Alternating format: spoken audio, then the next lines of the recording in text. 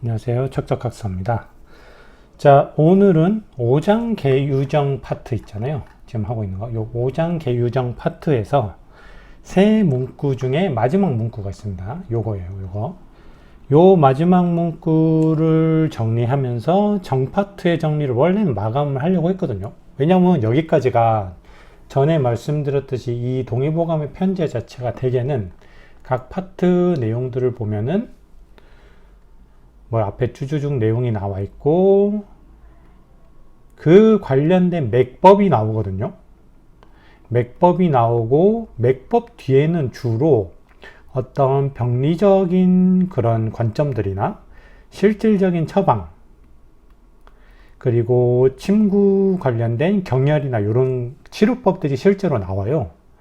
그래서 지금 어쨌든 한의학 총강이나 생리적 그런 정리를 하고 있는 지금 단계이기 때문에 원래는 여기까지만 하고 딱 여기서 끝내고 다음 파트인 기로 넘어가려고 했고, 그래서 그 마지막 정파트의 마지막이 요거거든요. 요 3번 문구인데 뒤에 조금 보면은 여기 맥법 뒤에 주로 병리적 내용이 나와 있긴 한데 뭔가가 생리랑 병리랑 혼합된 내용들, 뭔가 그 경계가 애매한 내용들이 몇 문구가 있어가지고 그것까지만 하고 기 파트로 넘어가도록 하겠습니다. 아시겠죠?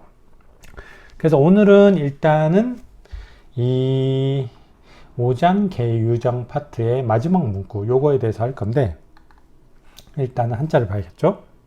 주요 한자들을 보면 쭉 보면은 요거 아우르다 병입니다. 아우르다가 뭡니까? 뭔가 하나로 이렇게 조금 뭔가 으쌰으쌰해서 하나로 되게 하는 그런 느낌 있잖아요. 아우르다 병이고, 근데 여기서는 오로지라는 뜻으로 쓰였다고 보시면 됩니다. 오로지. 요거, 오로지라는 뜻으로 쓰였다고 보시면 되고, 그 다음에 요 정자는, 머무르다, 체류하다 정이에요. 그래서 이게 어떤 용법으로 쓰이냐면, 정지. 그리고 조금 더 적합한 용법은 정류장. 정체. 그래서 이게 그냥 멈춰 있는 것보다는 계속 흘러가다가 잠시 중간에 이렇게 정류장에서 섰다가 버스가 다시 이동하잖아요. 약간 그런 느낌인 거지. 잠시 체류하는 느낌이 요 정자이고, 그 다음에 바로 뒤에 요 박자가 나오잖아요. 이거는 머무르다, 묵다, 배를 대다 박입니다. 그래서 대표적인 용법이 숙박이 있고 배를 대다가 정박이라는 표현을 하잖아요. 근데 이 정박이냐? 그건 아닙니다. 물숫자가 나와 있듯이 이 정박은 요 놈하고 비슷하긴 한데 앞에 물숫자를 이렇게 써서 요 정자를 쓰긴 해요. 그래서 정박. 근데 어쨌든 얘네 둘이 뜻은 이렇게 합쳐지면 거의 뭐 유추가 되겠죠. 거의 체류하다 그런 느낌으로 해석을 하시면 되겠지. 계속 흘러가지만 중간에 살짝이라도 잠깐이라도 체류하는 그런 느낌, 이게 바로 요 정박이란 뜻이라고 보시면 되고, 그 다음에 쭉 보면은 요거는 젖다 함인데 여기서는 젖다 함보다는 어떤 액체 성분 속에 잠겨 있다 혹은 가라앉다 함으로 해석하면 됩니다. 그래서 이 용법은 함양하다 있잖아요. 자기 뭐 능력이나 이런 것을 길러서 쌓는 거를 함양하다고 하는데 이 함양하다 할 때 함자가 요겁니다. 그리고 쭉 보면은 뭘 해야 되지? 요거 쌓다, 담아두다 저예요. 그래서 저축, 저장, 저금하다, 저수지, 물을 쌓아놓는 거 있잖아요. 저수지. 그 저자가 요겁니다. 지금 강원도 강릉 쪽인가 어디 쪽이 되게 물난리가 심하죠. 가뭄이. 물난리가 아니고 가뭄이 되게 심해서 저수지의 물이 거의 말라버렸던데. 그래서 지금 21세기의 공무원들이 기후제를 지낼 정도로 그 가뭄 정도가 되게 심각한가 봐요. 이게 빨리 해소가 됐으면 좋겠는데 사실 지금도 이렇게 비가 안 와버리면 물 부족을 겪는데 옛날에 고려시대, 조선시대에는 얼마나 그게 그 타격 정도가 심했겠습니까? 그죠? 지금도 이런데. 자, 그 다음에 마지막으로 요거. 손수의 반자 있잖아요. 손수의 반자가 들어간 건데, 이거는 버리다라는 뜻으로도 쓰이지만, 보통은 뭐 이렇게 휘저어서 뒤섞는 거 있잖아. 뒤섞다, 반. 뭐 카페라떼 같은 거 잘 이렇게 빨대로 뒤섞는 그런 거 있잖아요. 그런 과정을, 그런 동사의 뜻이 요 반에 담겨 있습니다. 그래서 대표적인 용법이 뭐냐면, 우리가 액체를 막 이렇게 휘저어서 뒤섞는 기구를 뭐라고 해요? 교반기라고 하잖아. 교반기. 이때 반이 이겁니다. 아시겠죠? 그럼 이제 주요 한자는 다 봤고, 그럼 해석을 한번 읽어볼게요. 해서 읽어보면, 자, 오장육부 각각에는 장부마다 상이한 양상으로 정이 저장되어 있는데, 지금까지 계속 했던 내용입니다. 이거는 이것이 곧 그렇게 저장된 정들이 오로지 해당 장부라는 영역에만 얽매여 있는 상태로 머무르고 있다는 뜻은 아니다. 그럼 어떤 뜻이냐? 구체적으로 일반적으로 사람이 아직 성적으로 교감되지 않은 상황에서는 장부에 얽매여 있지 않은 정이 특정 형상조차 띠고 있지 않은 뭐랄까 되게 풀려있고 분산된 상태로 각 장부에 인접한 혈맥 중에 가라앉아서 혈과 혼재되어 있으나 일단 성적 교감이 이루어져서 음욕이 일어나게 되면 한번 타오르기 시작한 불과 같이 걷잡을 수 없이 타올라서 모든 것을 태워버리고 소멸되는 형국인 극단에 이르기까지의 시간 동안 전신을 두루 고르게 운행하던 혈이 상대적으로 명문이라는 어떤 국한된 영역을 향해서 편향적, 집중적으로 유입되어서 도달한 후에 이렇게 혈중에 분산된 채로 뭔가 풀려있는 상태로 가라앉아 있던 정이 명문에 도달한 후 명문화의 작용에 의해서 응축되면서 생식지정으로 변한 후에야 체외로 새어나올 수 있게 된다.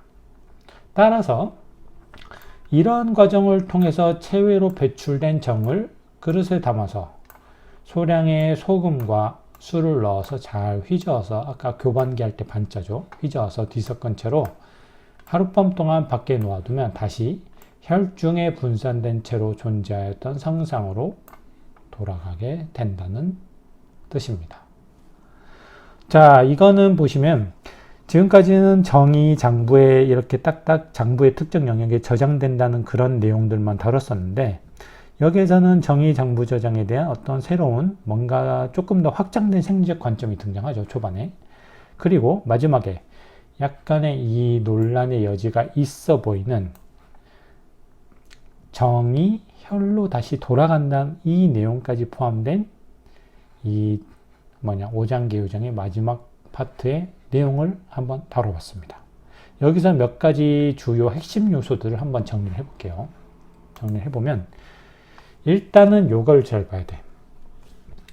장부마다 각각의 장부에 상이한 양상으로 저장되어 있는 정인데, 요거를 조금 더 디테일하게 보면은 앞에서 우리가 이런 내용을 다뤘었잖아요. 뭐 예를 들어서 심과담에는 정즙이 3홉가량, 비에는 반근가량의 고가 넓게 분산된 상태로 존재한다는 식으로 어떤 특별한 이런 경우의 사례들을 구체적인 사례들을 한번 살펴봤잖아요. 그러니까 이 내용으로부터 유추할 수 있듯이 제일 중요한 건 뭐냐면, 계속 얘기를 드리는데, 동일하게 정이라는 카테고리에 포함되는 물질들이라 하더라도 이 저장되는 장부 고유의 어떤 생리적인 혹은 해부적인 특징에 따라서 그 성상이 이렇게 다양하게 나타날 수 있다 이거예요. 그래서 심과 담에는 약간 맑은 액상 성분으로 정이 저장되는 반면 비에는 약간의 기름진 형태로 저장이 될 수 있다 이거지. 즉 동일하게 정의 카테고리에 포함된 물질들이라 하더라도 그 성상은 비교적 다양할 수 있음을 항상 인지하고 계셔야 돼요. 아니면 나중에 정과 관련된 생리적 내용이 나올 때 제대로 해석을 할 수가 없습니다. 아시겠죠? 그래서 정이라는 공통적인 성질만 갖고 있는 그리고 각각의 고유한 성질을 지닌 물질들이 모두 정에 포함된다는 그런 약간 넓은 의미로 이 정의를 하셔야 돼요. 이건 나머지도 마찬가지입니다. 기든 신이든 혈이든. 자, 그리고 두 번째로 요 내용에 의해서 각 성상의 정의 각 장부에 저장되는 해부적 어떤 특정 각 장부의 특정 해부학적 공간에 이 정이 들어차 있을 거 아니야. 그런데 이 성상들이 다르기 때문에 이 장부에 저장되는 해부적 공간의 양상도 상이하게 나타날 수 있다 이거지. 예를 들어서 뭐 장부에 저장되는 어떤 이 특정 저장 공간이 표나 리에 위치해 있다는 차이점이 있을 수 있고 각 장부의 상 혹은 하에 저장되어 있을 수도 있고 아니면 좀 흩어져서 저장되어 있거나 아니면 모여서 저장되어 있거나 흩어져서 저장되는 그런 공간적 특징을 저장 공간적 특징을 나타낼 수 있다 이거지.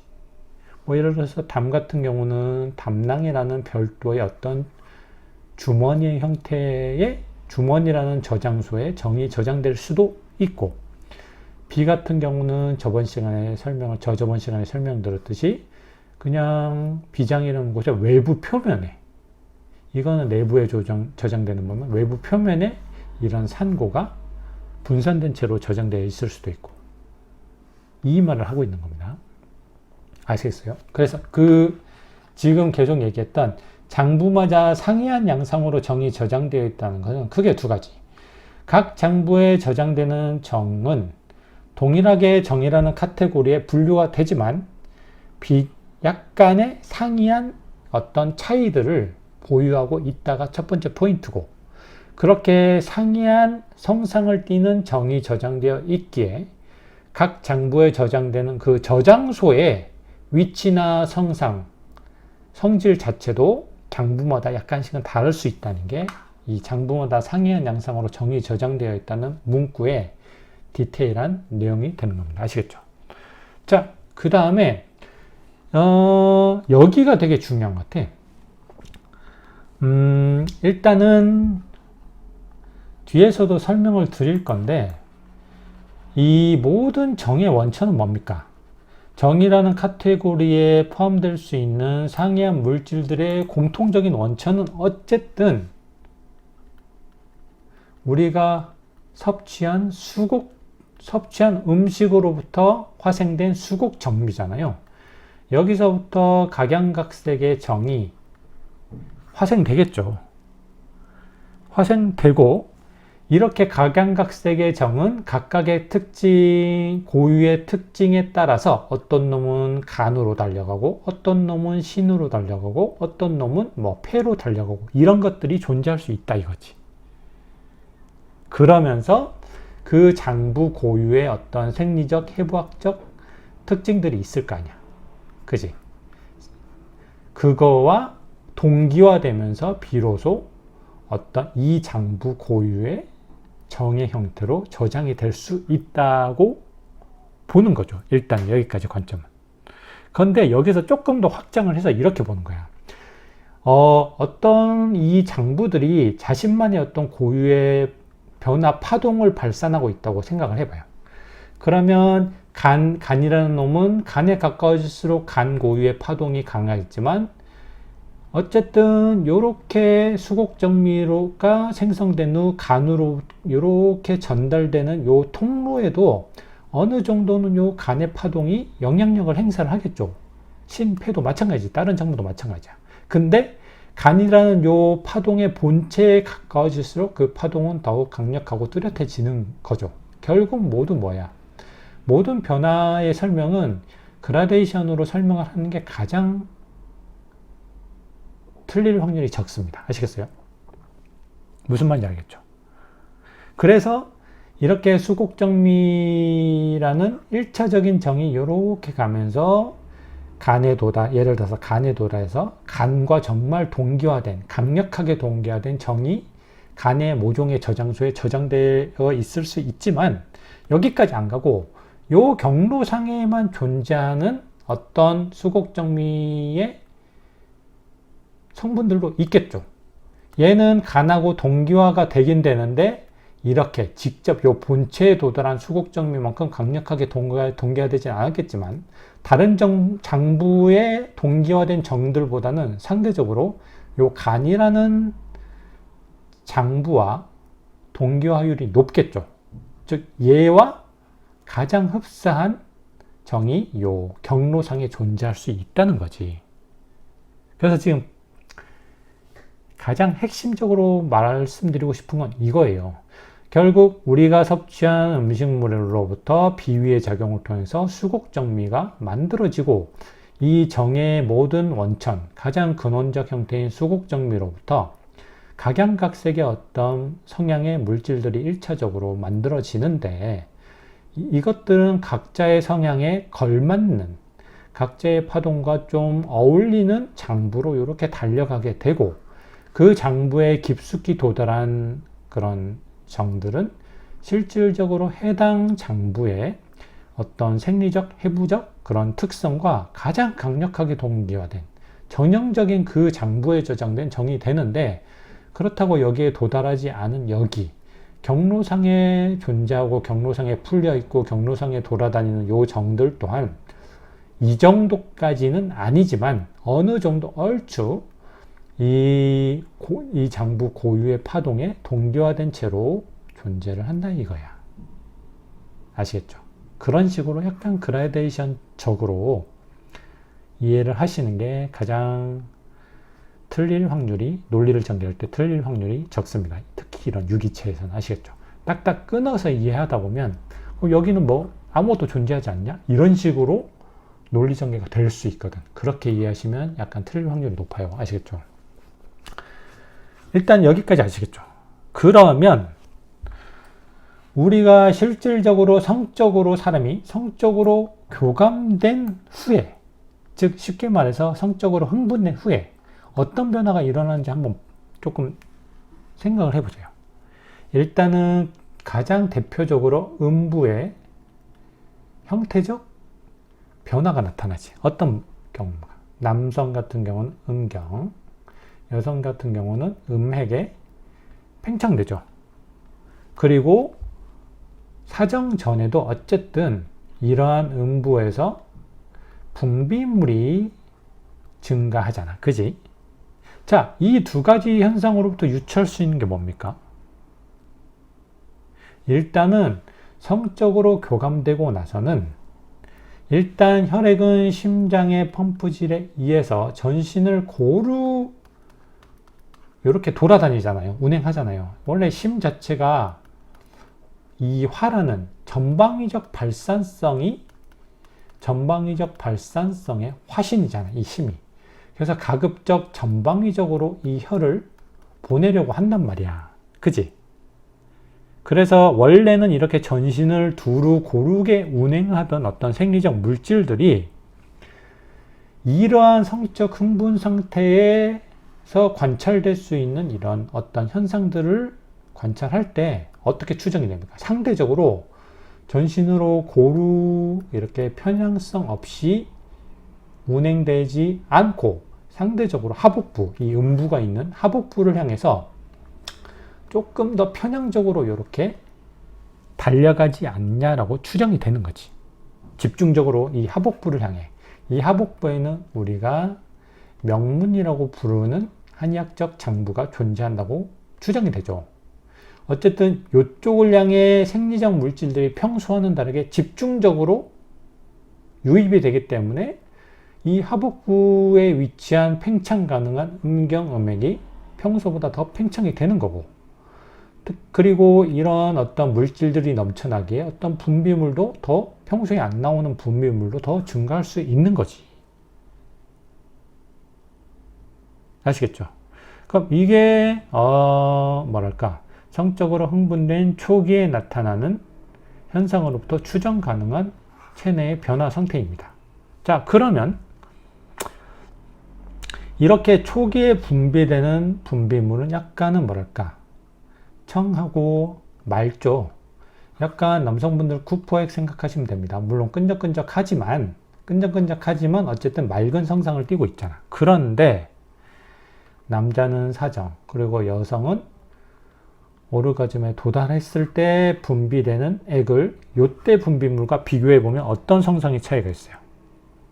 성상을 떠나서 일단은 이런 게 만들어지기까지 수분 이상의 어떤 시간이, 수분에서 긴 분들은 수십 분까지도 이르겠죠. 짧은 분들은 수초 내로 끝날 수도 있지만 수분 이상의 어떤 시간이 일단은 소요가 되고 필요로 하고, 그죠? 얘네가 만들어지기까지 수분 이상의 시간이 소요되고, 그 다음에 이 사정 혹은 오르가즘에 도달했을 때 분비되는 분비물은 어떻습니까? 상당히 고농도, 고농축, 점성이 높은 물질들이 분비되잖아. 이 성적 흥분 초반에 분비되는 분비물과는 정반대 양상을 띠죠. 그죠? 그래서 이런 점들을 두루 고려하면 어떤 생리적, 그런 체내에서의 생리적 변화를 유추할 수 있냐면, 이렇게 초기에 하복부로 계속 뭔가 생리적 물질들이 밀려들잖아. 그러한 물질들 중에 나에게 머무르면 생리적 활성도를 증폭시키는 물질이 있죠. 지금 뭔 말인지 알겠죠? 그게 하복부에서의 모종의 생리적 변환 과정을 거쳐 이것이 바로 이 명문화의 그것이 바로 이 명문화의 작용인 것으로 추정이 됩니다. 즉 이렇게 하복부로 몰린 생리적 물질들 중에 나의 몸에 머무르고 있으면 생리적 활성도를 증폭시켜주는 물질들이 있겠지. 정이겠죠. 그것들이 하복부에서의 이 명문화에 의한 생리적 변환 과정을 거치면서 뭐가 됩니까? 남에게 뿌려지면 새로운 생명을 만들어낼 수 있는 물질로 변환된다 이거야. 이게 바로 뭡니까? 생식지정이지. 그러니까 생식지정으로 변환돼서 드디어 체외로 배출될 수 있는 거지. 그래서 지금 무슨 말을 하는지 알겠죠? 그래서 지금 뭔가가 원래 그 생식지정이 되기 전에 정은 장부에 이렇게 완벽하게 고착되어 있는 정들 말고, 아까 말씀드렸듯이 어떤 그 경로상에, 장부에 도달하는 경로상에 존재하는 정도 있잖아.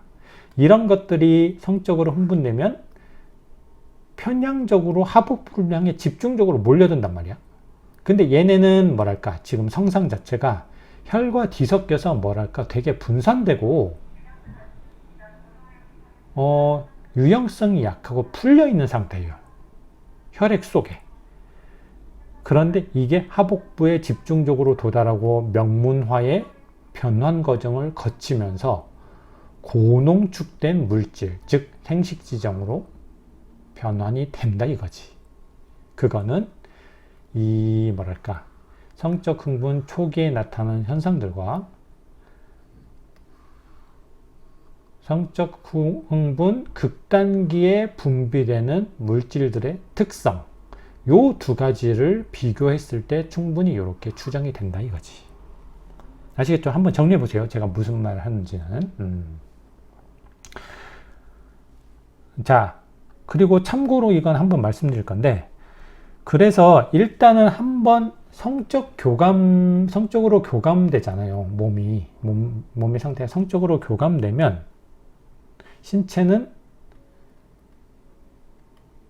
크게 신체를 물질과 에너지로 나눌 때 약간 요렇게 전환되는 양상으로 몸 상태가 바뀐다고 보시면 돼요.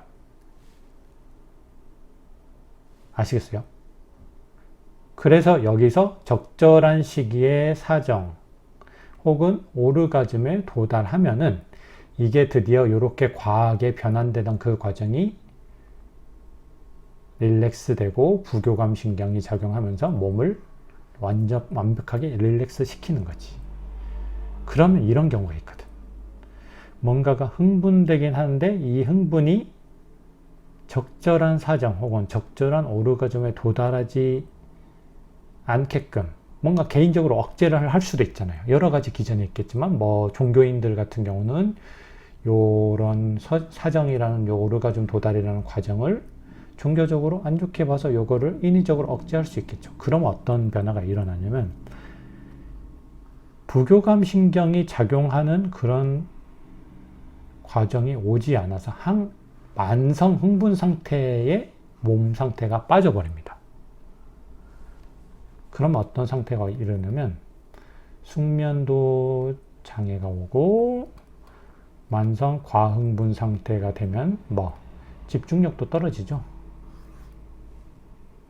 이러한 뭐랄까 만성 소모적인 증상들이 나타날 수 있는 거예요. 그래서 그냥 이게 이 성욕이라는 거를 되게 뭐랄까 보통은 조금 터부시하고 안 좋게 보는 그런 관점이 되게 많은데 저는 그냥 한의학적 관점에서 볼 때 사실상 건강한 어떤 성인, 청소년 성인이면 이 성욕이 올라오는 거는 당연한 거잖아요. 어차피 우리는 생명체로서 생명체의 탈을 쓰고 있기 때문에 요건 어쩔 수 없는 거야. 그러면 이거를 너무 과하게 성욕을 일부러 뭐 AV를 본다든가 이런 식으로 항진시킬 필요는 없지만 이게 잘 먹고 운동도 잘하고 하다 보면 건강한 사람은 어쨌든 주기적으로 성욕이 찾아오잖아. 그런데 이거를 터부시해서 뭐 자위행위를 안 한다. 이런 거를 이런 식으로 이거를 계속 억제해버리면은 이러한 어떤 과흥분 상태에 몸이 빠질 수 있어요. 이러한 과흥분 상태는 모든 일반인에게도 다 안 좋긴 하지만 특히 명상에 빠져야 하는 종교인이나 초고도의 집중력을 발휘해야 되는 수험생들에게 거의 쥐약이거든. 그래서 참는 게 능사가 아닙니다. 건강하게 해소를 하는 거를 저는 정말로 이거는 진지하게 추천드리는 거예요. 아시겠죠? 저 고등학교 때 친구 한 명이 걔도 되게 공부 잘했던 친구인데 고등학교 남고 애들은 자위 얘기를 되게 많이 하잖아요. 근데 자기는 이런 얘기를 한대. 이렇게 한대. 자위를 하다가 자위 행위를 하다가 자기는 사정이 되면 너무 피곤하니까 사정을 안 한다 이거야. 그래서 거기서 그냥 스톱을 한대. 근데 걔는 아마도 그때는 다 몰랐죠. 저도 몰랐고 걔네도 다 몰랐겠지만 아마 요런 걸로 되게 아마 고생을 했을 겁니다. 특이 체질이 아닌 이상. 집중력도 떨어지고 아시겠어요? 그래서 저는 요거는 되게 조금 양지에서 조금 얘기를 해야 된다고 저는 강력하게 조금 주장하는 바이고 건전한 해소는 무조건 필요합니다. 그래야 적절한 주기적으로 적절한 릴렉스가 되고 정말 고도의 집중력을 발휘할 수 있는 그런 상태에 도달을 할 수 있는 거예요. 건강한 사람이랑. 아시겠죠? 이거는 진지하게 한번 여러분도 고민을 한번 해보시고 실제로 적용을 해보세요. 아시겠죠? 그렇다고 너무 과하게 이렇게 몰입하라는 건 당연히 아닙니다. 그 얘기가 다 뒤에 또 동의보기에 나오거든. 뒤에서 다룰 내용들에. 자, 그 다음에 이거는 약간 뭐랄까 논란이 있을 수 있는 내용인데 이거를 그냥 뭐랄까 이거 여기서 정을 그릇에 담아서 소금, 술과 함께 섞어서 하룻밤 동안 놔두면 혈이 된다. 이거를 그냥 혈로 해석해버리면 이거는 상당히 논란의 여지가 있어. 왜? 정이 혈이 된다는 거는 말 그대로 적혈구 같은 게 생성이 돼야 되잖아. 근데 그런 게 있을 리가 없겠죠. 아무리 이런 변화를 거친다고 해도. 그래서 이 혈이라는 것을 해석의 포인트는 이겁니다. 이 생식지정이 원래 그 경락상에 존재할 때 어떤 식으로 존재했어요? 이 생식지정이라는 건 상당히 고농도의 고점성의 물질이잖아. 근데 그 전에도 이랬어? 아니거든. 그 전에는 상당히 점성도 낮고 혈장 속에 되게 뭐랄까 풀려 있는, 흩어져 있는 상태로 존재를 했단 말이지. 즉, 이 혈이라는 것은 혈중에 분산된 채로 존재했던 성상, 즉 이렇게 풀려 있는 상태로 정을 이렇게 바꿀 수 있다는 식으로 이해를 하는 게 좋습니다. 아니면은 너무 가는 그런 느낌이 들거든, 도교적으로. 아시겠죠? 그럼 여기서 포인트가 이거야. 소금과 술. 왜 소금과 술을 넣느냐인데, 자, 직관적으로 일단 볼 때도 이 소금이라는 것은 뭐냐면, 소금이 들어가면 일단은 뭐가 조성이 됩니까? 매우 높은 삼투압 환경이 조성이 되잖아요. 그럼 어떻게 돼요? 정액에 들어있는 세포들이 있잖아. 정자세포도 있고 뭣도 있고 요 세포 안에 들어있는 어떤 세포질이나 수분이 밖으로 빠져나와 버리겠지. 수분이 탈취가 되겠죠. 얘네는 죽어버리고. 그지? 그리고 술 자체에는 어떤 성분이 있습니까? 술의 에탄올은 특유의 어떤 세포벽이나 이 점성을 높게 띈다는 것도 대부분 어떤 단백질 구조에 의해서 이게 나타나는 거거든요. 근데 이 에탄올은 세포벽이라든가 이런 고점성 단백질 구조를 어떻게 해버려? 파괴하는 능력이 있거든. 자, 그럼 이 둘의 예를 봐도 정액에 이렇게 둘이 이렇게 놓고 잘 섞어보면 어떻게 되겠어요? 되게 뭔가가 점성이 약해지고 뭔가 희석되고 점성이 떨어지는 결과가 나타나겠지. 마치 요것처럼. 이렇게 이해를 하시면 이 문장도 그렇게 크게 무리가 없을 겁니다. 이걸 혈액이라고 대놓고 해석을 하면 안 됩니다. 여기서는 아시겠죠?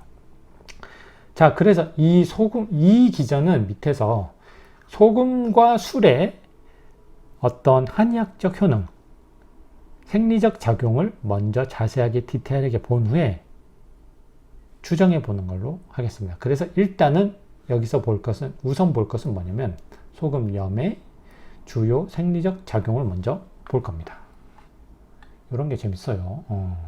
자, 보시면은 일단 한자 한 두어 가지 보면 되는데 이건 뭡니까? 있다, 접촉하다, 가까이 하다, 접입니다. 그래서 접촉이나 접근, 직접이라는 용법으로 쓰이고, 그 다음에 요거 중에요. 요거는 복다초입니다. 복다.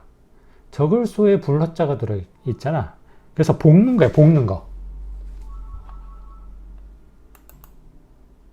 그래서 이게 복다초인데, 이거는 한약재를 법재라고 해서 약재를 조금 가공하는 그런 것들이 있거든요. 거기에 술주자를 써서 주초라는 술에 넣고 술에 축여서 볶는 거지. 그리고 밀초라는 것도 있습니다. 한약재를 꿀을 발라서 볶는 거지. 그리고 초흑이라는 것은 한약재를 볶는데 되게 까맣게 탈정으로 볶는 거야. 이런 법제 방법들이 있습니다. 특정 효과를 기대하는. 나중에 나올 건데, 이 주초 같은 경우는 제가 사용하는 옥천당의 한약재도 이게 작약인데 주초한 거야. 즉 술을 이렇게 약재를 술에 축인 다음에 이거를 살짝 볶은 거지. 그래서 원래 작약은 되게 하얗고 깨끗한데 약간 볶으니까 이렇게 탄 그런 느낌이 생깁니다. 주초한 약재는.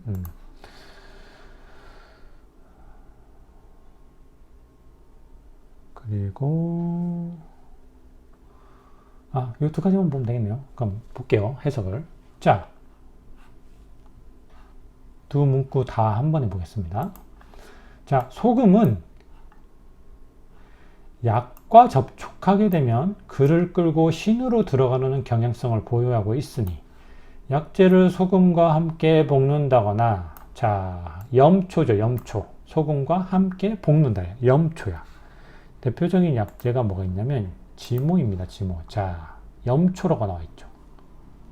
소금과 함께 볶는 겁니다. 마치 그 새우 소금구이 하듯이 그렇게 볶는 거야. 아시겠죠?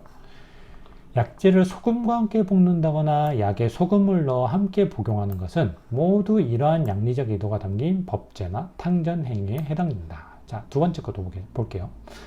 소금을 물에 넣어 끓인 후 따뜻할 때 눈을 씻어주면 눈이 어둡거나 충혈된 증상을 완화시켜주니 일반적으로 소금은 혈이 몰려있는 양상을 파헤쳐 분산시켜주는 양리적 성질을 보유하고 있기 때문이다. 자, 여기서 알 수 있는 소금의 주요 생리적 작용 두 가지를 정리할 수 있습니다.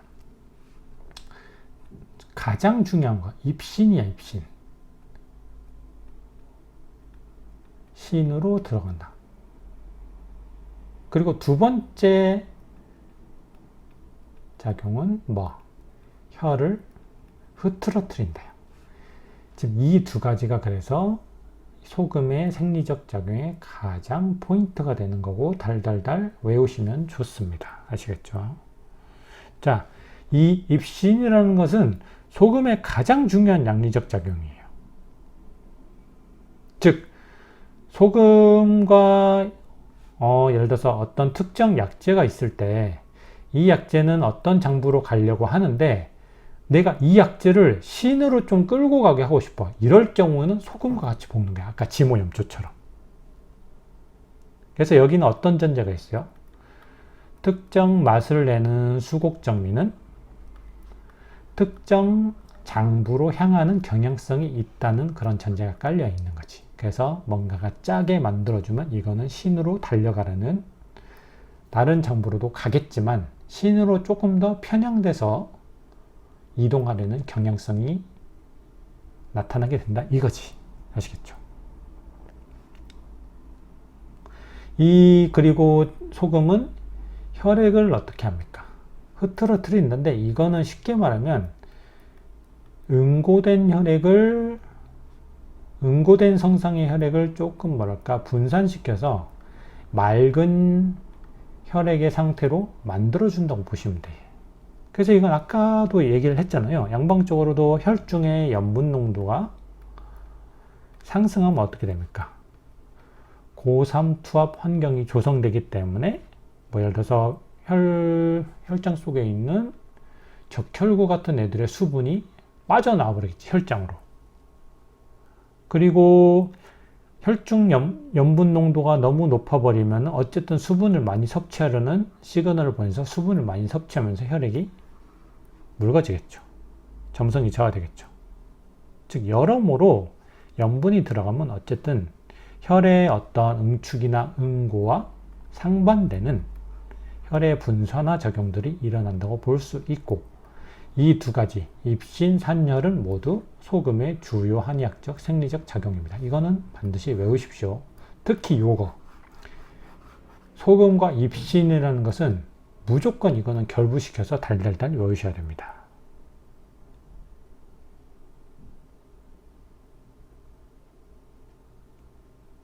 자, 여기서 중간 힌트 하나 드릴까? 지금 계속 이 소금과 술을 정리하는 이유가 뭐예요?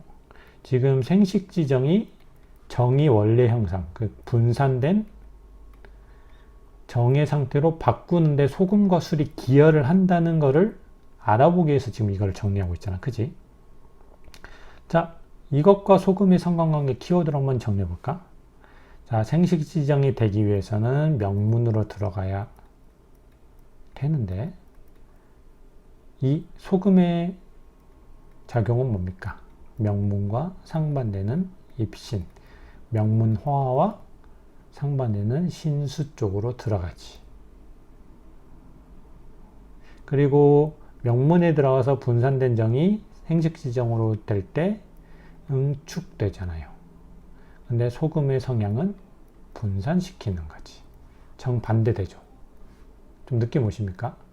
결국 이렇게 상반되는 생식지정이 만들어지는 그런 과정과 상반되는 효능들을 갖고 있기 때문에 이거를 나중에 설명을 또 드릴 건데 역방향으로 돌릴 수 있다고 보는 것 같아요. 제 생각에. 아시겠죠? 자, 그럼 이제 술까지 할 건데, 자, 술의 특성과 주요 생리적 작용입니다. 술도 그러면 뭔가가 비슷한, 아까 그 생식지정으로 변환되는 과정을 거꾸로 되돌리는 그런 어떤 생리적 작용들이 들어가 있을 수 있겠지. 특징들이. 한번 볼게요. 일단은 한자들을 먼저 가볍게 보겠습니다. 자, 보시면은 이거 형세, 세인데 어떤 형세나 기세야. 그래서 자세나 추세, 기세 이렇게 용법으로 쓰이고 쭉 보면 요거 두텁게 하다 후입니다. 많아지다 늘리다. 그래서 농후하다라는 게 있잖아. 뭐 색이나 액체가 조금 진하고 뚜렷한 뜻도 있지만 어떤 조짐이 뚜렷하다 할 때도 농후하다라는 표현을 쓰는데 거기에 후자입니다. 그리고 쭉 보면 요거 널리 펴다 선이야. 널리 펴다 선. 그래서 그 용법 있잖아요. CF, 선전, 광고. 이게 널리 펴서 알리는 거거든. 전하는 거거든. CF가. 그리고 외부에 널리 자신의 방침이나 이런 거를 말하는 게 선언. 선언문이고 종교적인 그런 가르침을 널리 퍼뜨리는 게 뭡니까? 선교. 다 이때 선자가 요겁니다. 그리고 쭉 보면 요거 창자예요. 펴다, 막힘이 없다 창이야. 그래서 대표적인 용법이 뭐냐면 유창하다. 말이 좀 흐름이 막히지 않고 좀 줄줄줄 말을 잘 하는 사람들 있잖아요. 그 다음에 화창하다는 날씨가 온화하고 뭔가 구름 같은 걸로 햇빛이 막혀 있지 않고 뻥뻥 햇빛이 잘 들어온다. 맑은 날씨다 라고 할 때 화창하다고 하는데 이때 창자가 요겁니다. 아시겠죠? 그 다음에 쭉 보면은 요거 엉기다 응인데 얼어붙다라는 뜻도 있습니다. 그래서 응집, 응고되다, 응축되다라는 용법으로 쓰이고 그리고 요거 갓이란 뜻이죠. 갓. 요새 K-POP 데몬 헌터스 때문에 갓이 완전 뜨고 있잖아요. 갓이란 뜻도 있지만 으뜸이나 우두머리, 뛰어나다라는 뜻으로도 쓰입니다. 요 관자는. 그래서 관례가 뭡니까? 관례. 관혼 상제할 때 관례가 남자가 성인이 되면 드디어 예전에는 상투를 틀고 갓을 썼잖아. 그러한 어떤 예법을 관례라고 하는 거지. 그래서 약관이라고 하면은 막 이런 관례를 치른 20살을 얘기하는 거고. 다 이 관자가 요겁니다. 그리고 서양에서는 약간 그 왕관 있잖아, 왕관. 이때 관자도 요거예요. 그래서 대관식을 치르다 할 때 관자도 요거고. 그 다음에 요거는 곧, 문득으로 해석하면 됩니다. 그 다음에 쭉 보면은 쭉쭉 볼게요. 요거 폐. 몸체와 연결돼서 이거는 무너지다, 쇠퇴하다, 뭐 못쓰게 되다 폐야. 그래서 용법은 폐허. 막 무너진 그런 집터 같은 거 있잖아. 폐허라고 쓰이기도 하고 못 쓰게 되는 걸 버리는 건 뭡니까? 폐기라고도 하잖아요. 그리고 요새 많은 거 폐업. 요새 공실 엄청 많던데 그죠? 쉽지 않습니다. 자영업자로 살아남는 게. 그리고 몸하고 연결됐을 때 가장 잘 쓰이는 거 폐인. 폐인이라는 게 뭐예요? 몸을 좀 자기 마음대로 못 가누고 이런 마약객 중독자나 이런 상태 있잖아요. 폐인이라고 할 때 요 폐자입니다. 자, 그리고 쭉 보면은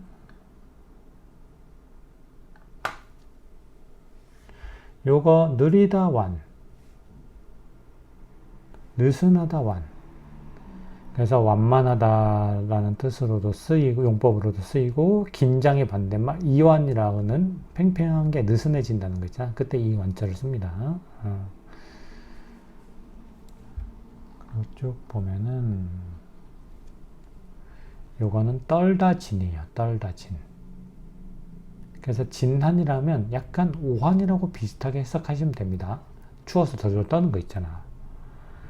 그리고 요거는 한 번에 할 건데 전율이야. 전율. 우리가 전율이 흐른다 이런 거 있잖아. 이게 뭐냐면 엄밀히 따지면 떨긴 떠는데 둘 다 이 두 가지 한자 전부 다 두려워하면서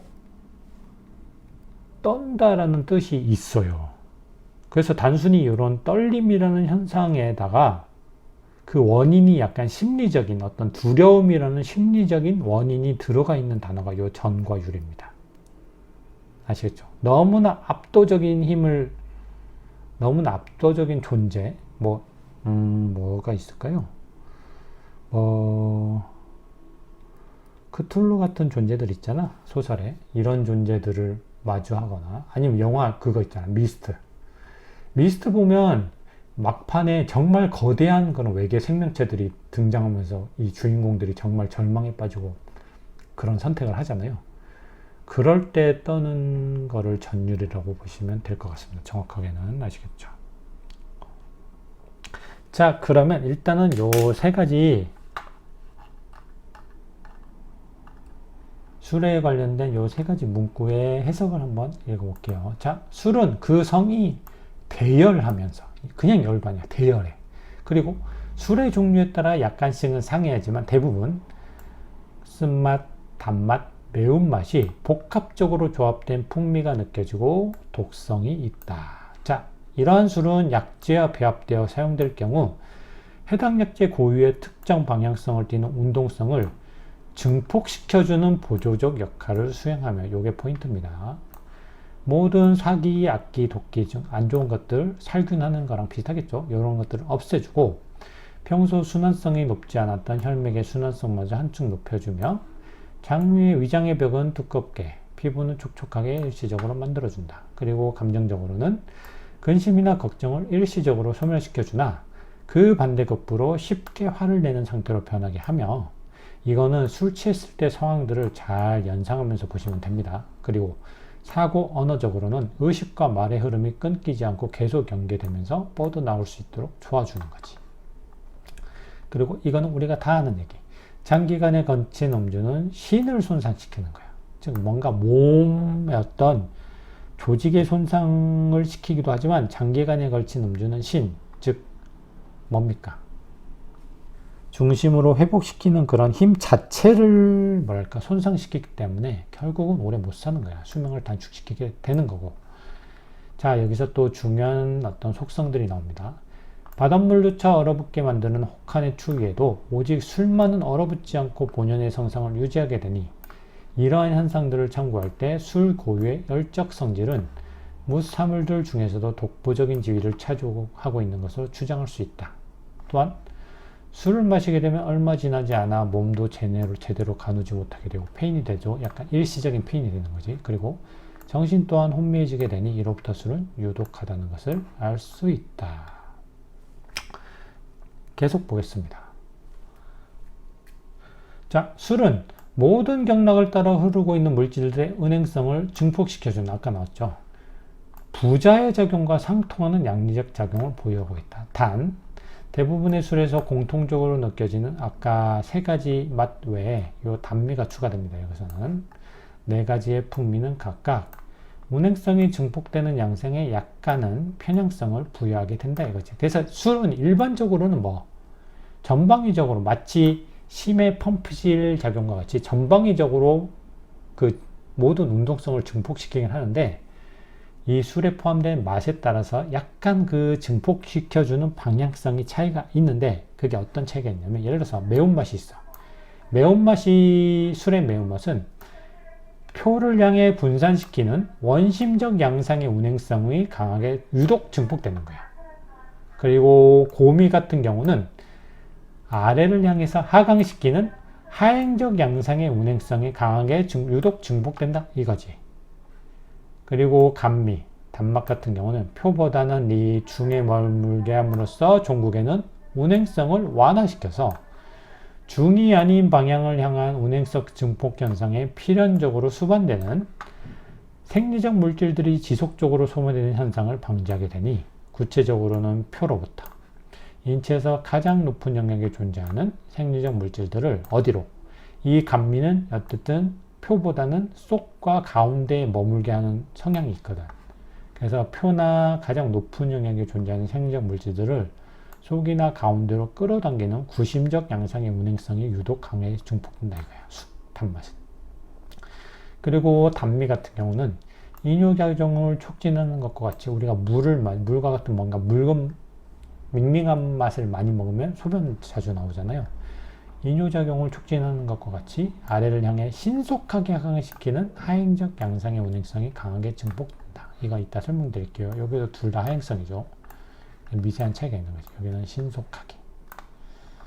자, 그 다음 요 3번의 문구도 상당히 중요합니다. 자, 대부분의 본초 서적에서는 주단계 선생님이 얘기를 한 건데 술의 성에 대해서 단지 열하며 유독하다는 정도의 언급에만 그쳤을 뿐 평소에는 수에 의해서 이러한 열적 본성이 통제되는 상화와 유사한 물질이라는 관점까지 제시하지 못하였다는 것. 즉, 습이 발화 중인 열을 감싸서 억누르면서 제어하고 있는 양상으로 조합된 물질이라 이거야, 술이라는 것은.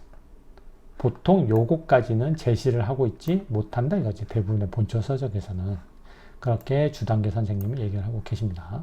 이거는 근데 상당히 뭐랄까 주목할 만한, 생리적으로도 주목할 만한 내용이에요. 이건 상당히 중요해요. 자, 이는 음주 초반부에는 보통 얼굴이 벌개지고 몸이 달아오르는 등 어떤 열적 현상들이 나타난 반면 만취한 상태에서는 어떤 현상들이 나타납니까?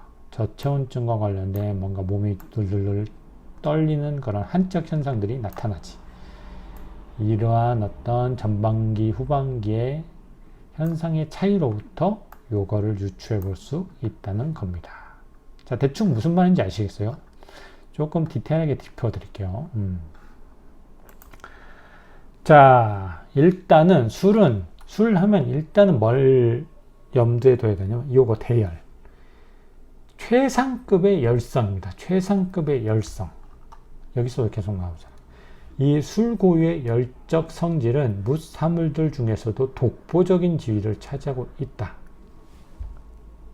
자, 원래 물은 0도시에서 얼지만 바닷물은 뭡니까? 염분이 있잖아요. 대개 평균 염도는 3.5% 정도라고 보시면 됩니다.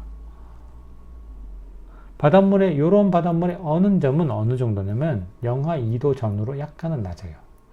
그래서 생각보다 낮은 온도에서 어는데 문제는 바닷물이라는 것은 용적이 부피가 어마어마하기 때문에 대류 현상이 일어나면서 어지간하면 안 얼거든.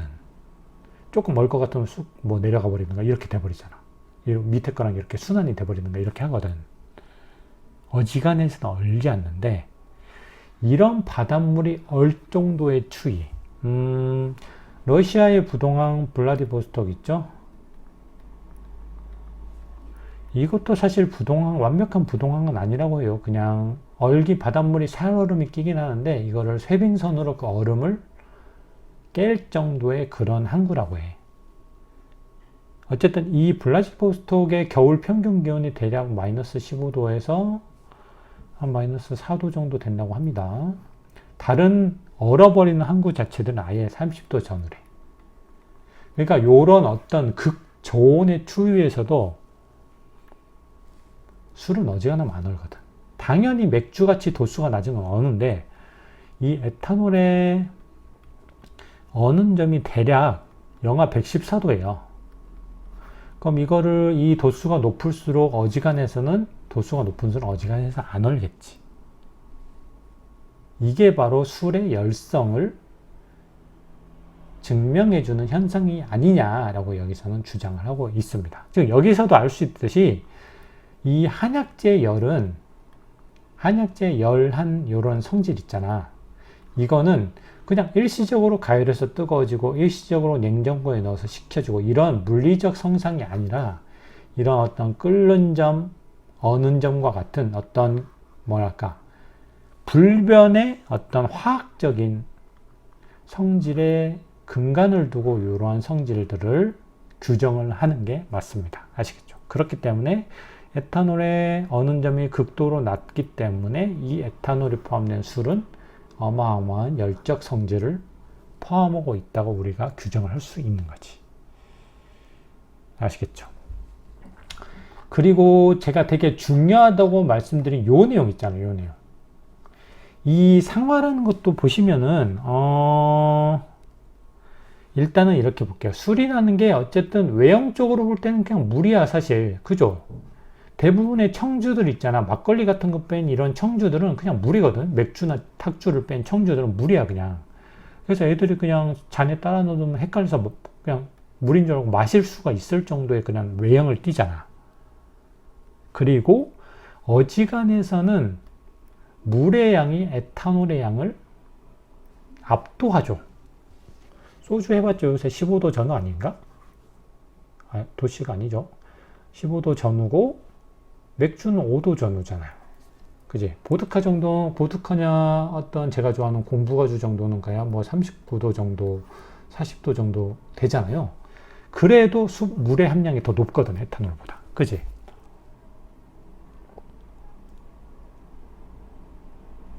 그리고 술을 마셨을 때 초반에는 뭔가 이런 에탄올의 작용에 의해서 열적 증상들이 나타나는 것 같지만 결국 모든 술은 계속 마시다 보면 결국 이런 저체온증 현상들이 나타나는 결국 그건 뭐다? 이 에탄올에 비해서 압도적으로 많은 이 수분에 의해서 나타내는 거다. 결국 이 모든 현상들은 이 술이라는 것은 화라는 에탄올의 성분이 있지만 이것을 이러한 낮은 비율의 화라는 물질을 압도적인 비율의 수가 둘러싸고 약간은 통제하고 있는 물질이라고 봐야 돼요. 이게 정말 제가 볼 때는 이 주단계 선생님이 되게 탁월한 식견인 것 같거든. 자, 그러면 이게 또 상화랑 어떻게 연결이 되냐면 이렇게 보면 됩니다. 군화와 상화를 좀 헷갈릴 수 있는 분들이 있는데 군화 같은 경우는 이거예요. 심의 작용을 떠올리면 돼. 심의 작용이 뭡니까? 한시도 쉬지 않고 지속적으로 전방위적 발산성을 띠잖아. 그래서 펌프질을 하면서 전방위적으로 심장으로부터 모든 영역으로 혈액이 공급되잖아. 이러한 힘의 전방위적 발산성이 군화입니다. 정말 강력하지는 않지만 되게 꾸준하게 지속적으로 이 발산성을 이렇게 선보이는 그런 작용 자체가 군화라고 보면 상화는 반대야. 상화는 뭐냐면 평소에는 잠재되어 있어. 잠복되어 있는데 어떤 자극이 오잖아? 성적 자극 같은 거죠. 자극이 오면 얘가 불타오르는 게 이 강도 자체가 얘랑 비교할 수 없는 거야. 얘는 촛불이라면 얘는 태양 같은 거지. 비교할 수 없을 정도로 어마어마하게 순식간에 타올랐다가 얘 확 식어서 다시 잠복된 상태로 있는 게 이게 상황인 겁니다. 이게 군화와 상화의 차이예요. 그러면 이렇게 봤을 때 요 잠복되어 있고 이렇게 확 타오르고 이렇게 죽는 요게 어떻게 보면 술의 성향과 되게 비슷하죠. 그래서 여기 상화와 유사한 물질이라고 주단계 선생님이 이거를 말씀하고 있는 거야. 되게 탁월한 식견 아닙니까? 저는 이 문장 보면서 되게 깜짝 놀란다. 천재들은 뭔가 다르긴 다르구나. 저희는 열심히 이런 걸 공부해서 익히면 됩니다. 아시겠죠? 자, 그리고 술이 왜 유독하냐면 자, 일반적으로 중독 증상들을 보면 어떤 게 있냐면 예를 들어서 구토하거나 막 토하죠. 어떤 중독되면 물질에 중독되면 그리고 사람이 광증이 되거나 인사불성도 되고 인사불성이 돼서 의사표현도 불가능해지는 상태가 되고 결국은 되게 위중한 예후에 이르잖아. 근데 봐봐. 이거를 독이라고 생각 안 하고 술을 과음했다고 바꿔봐도 완벽하게 증상들이 맞아떨어지거든. 술 먹으면 토하죠. 또 미친놈들처럼 옷 벗고 뛰어다니고 소리 지르죠. 종국에는 아빠 엄마가도 알아보지 못하고 인사불성에 빠지죠. 거기다가 너무 과하게 마시면 진짜로 급성 알코올 중독으로 사망할 수도 있잖아. 그렇기 때문에 이거는 그냥 독성이 있는 거야, 술은. 실제로 WHO 발암물질 1군, 가장 확실한 발암물질 중에 술이 들어갑니다. 그 유독성을 여기서부터도 고대에서부터 현재 이르기까지 그 유독성을 말할 필요가 없이 확실하게 규정되어 있죠. 자, 그 다음에 체내 물질들의 운행성을 증폭시켜 준다. 자, 이거는 무슨 말이냐면 예를 들어서 아까 위에서 말했던 소금이라는 것은 어떻게 됩니까? 소금이든 소금이 묻은 어떤 약재들은 일반적으로는 골고루 전신으로 퍼져야 되는데 주로 신으로 달려가는 방향성을 띈다고 했잖아. 입신한다고 했잖아. 그지? 근데 만약에 여기에 술이 가미되면 어떻게 되냐? 방향성 자체가 바뀌는 건 아니야. 방향성 자체가 바뀌는 건 아닌데 이렇게 몰아닥치는 강도, 추진력 자체가 증폭된다고 보시면 돼요. 술은. 아시겠어요? 그러니까 방향성은 변화시키지 않고 벡터의 방향성은 변화시키지 않고 벡터의 크기 자체가 변화하는 거지. 그런 역할을 술이 수행한다고 보시면 됩니다. 자, 그러면 이거는 어떤 거랑 되게 연관이 되냐면 부자라는 약재, 이거는 나중에 임상적으로 잘 쓰시면 정말 어마어마한 효과를 발휘합니다. 부자라는 약재는 여러 가지 효능이 있지만 핵심 효능을 이렇게 정리할 수 있어요. 통행, 재경. 모든 경락, 경맥을 뚫어서 행하게 하는데 부중침, 무소, 부지. 이게 겉에 있는 곳이든 깊은 곳이든 가운데든 이러한 양표가 닿지 않는 곳이 없다. 그러니까 모든 곳을 약간 뭐랄까 부자는 체내의 모든 곳을 뻥뻥뻥 뚫어주는 기능을 수행한다고 보시면 되는데 그게 이 술의 추진력 강화와 상당히 유사한 기전이라고 보시면 돼요. 아시겠죠? 그래서 여기 부자의 작용과 상통한다고 본 거예요. 술을. 아시겠죠? 자, 그리고 여기 쭉 나오는데 이거 있잖아. 2차 있잖아. 아까 말씀드렸다. 고미도 화행성, 단미도 화행성인데 왜 뭔가가 다르냐인데 이거는 약간 제 생각엔 이래요. 어쨌든 고미와 단미는 술 마셨을 때 그 쓴맛 있잖아. 단미는 뭡니까? 소주 마셨을 때 가끔 술이 달거나 어떤 뭔가 밍밍하게 느껴지는 날이 있거든. 그지? 몸 상태에 따라서. 그래서 이 고미 같은 경우는 하향시키긴 하향시키는데 상대적으로 뭐랄까 서서히 하향시키는 거지. 얘는 신속히 하향시키는 거야. 그래서 여기 신속하게가 나와 있는 거야. 요거 속하. 이게 나와 있는 거지. 그러면 서서히 하향시키면 어떤 차이가 나냐면 우리가 체간이 있고 다리가 있잖아. 그럼 여기서 먹었을 때 서서히 하향시키면 요렇게 가다가 요렇게도 가겠지. 여기만 쌓이는 게 아니고. 근데 신속하게 하향시키는 뭐냐면 쉽게 말하면 여기는 하복부에서 하체로 갈 때는 병목 현상이 나타난다고 보시면 됩니다. 좁은 경맥을 통해서 가야 되거든. 근데 여기가 막 밀어닥쳐. 그럼 어떻게 돼?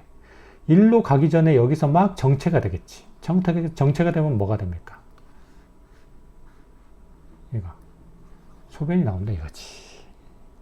그래서 지금 고미에는 리소변이라는 작용을 써놓지 않았는데 단미에만 써놓은 걸로 봐서는 이 서서히와 신속한 하강이라는 차이가 있는 거야. 그래서 여기서 병목 현상이 나타날 정도로 신속하게 하강시키는 건 단미인 거고 병목 현상이 나타나지 않게끔 서서히 모든 기운을 요 하지까지 이렇게 내려주는 거. 이 역할은 고미가 수행한다고 보시면 됩니다. 그래서 이 둘의 차이를 이렇게 정리를 하시면 될 것 같아요. 아시겠죠? 그리고 기타 몇 가지는 간단히 볼게요. 이거 뭡니까? 사기, 악기, 독기 같은 경우는 어떤 살균 작용이라고 보시면 되죠. 에탄올이 아까 말씀드렸듯이 어떤 단백질이나 어떤 지질막 구조를 파괴해서 어떤 살균이나 소독하는 그런 효과라고 보시면 될 것 같고, 그리고 이거 뭡니까? 근심, 걱정을 일시적으로 소멸시켜 준다는 것은 몸 상태를 상대적으로 업시킨 상태로 만들어주는 거야. 근심, 걱정이 실제로 소멸된 게 아니기 때문에. 근데 근심, 걱정하면 뭔가 기운이 처지잖아요. 요거를 술이 끌어올려 주는데 그 대신 끌어올린 상태면 뭐다? 노즉, 기상. 화나면 기가 올라가잖아. 쉽게 화를 내는 상태로 오히려 변해버린 거지. 반대급부로. 무슨 말인지 알겠죠? 그래서 사고 언어적으로는 계속 뻗어나갈 수 있게 되니까 어떻게 됩니까? 결국 술 마시면 일시적으로 온갖 걱정이 사라지고, 사실 요것 때문에 술 마시는 분들도 많겠죠. 그리고 괜히 화를 내기 때문에 옆자리에 괜히 시비 걸고 투닥투닥 싸우면서 사고나 언어 통제가 안 되기 때문에 쓸데없는 생각이나 말이 많아지잖아. 그치? 했던 말 하고 또 하고. 그냥 우리가 술 마셨을 때 생각을, 그 현상들을 떠올리면 요거 이해가 쉬울 겁니다. 아시겠죠? 자, 그럼 이렇게 소금과 술의 작용을 정리를 해봤는데, 왜 이렇게 우리가 정리를 했어요? 결국 이거를 정리를 한 이유는 뭐다?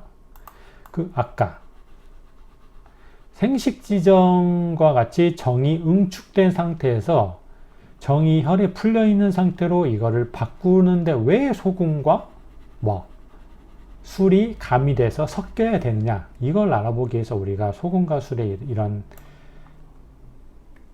한약적 작용을 좀 고찰해 본 거잖아. 그지? 자, 그거를 한번 정리하면서 오늘 시간은 마치겠습니다. 자, 일단은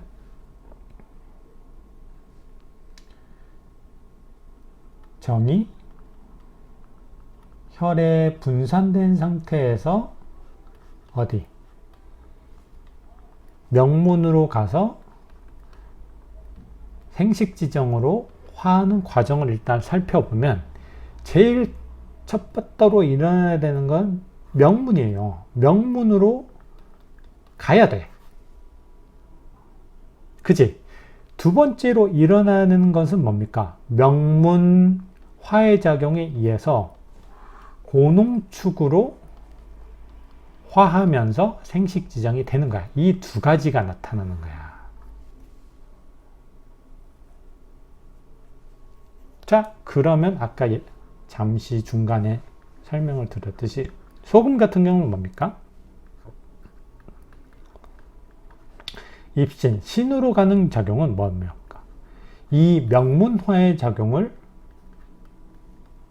통제하는 어떤 신수로 유도하는 과정이죠.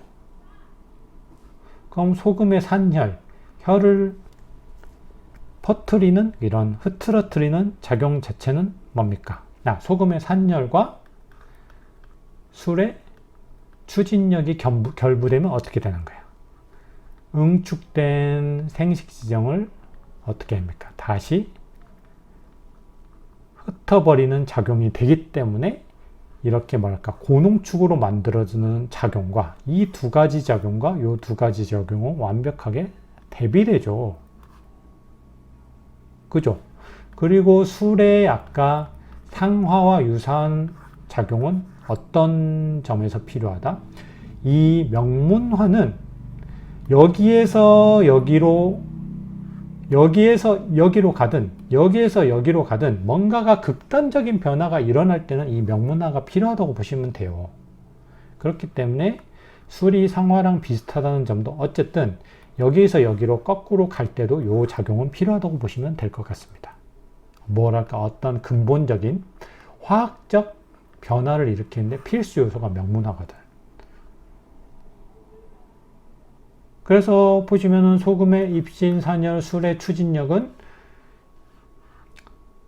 혈에 풀려있던 정이 생식지정으로 변환되는 과정에 필요했던 어떤 요소들과 완벽하게 대비되는, 이것들을 거꾸로 되돌릴 수 있는 요소들에 해당이 되고, 거꾸로 되돌리기 위한 마지막 마침표인 명문화의 작용은 술에 들어가 있잖아.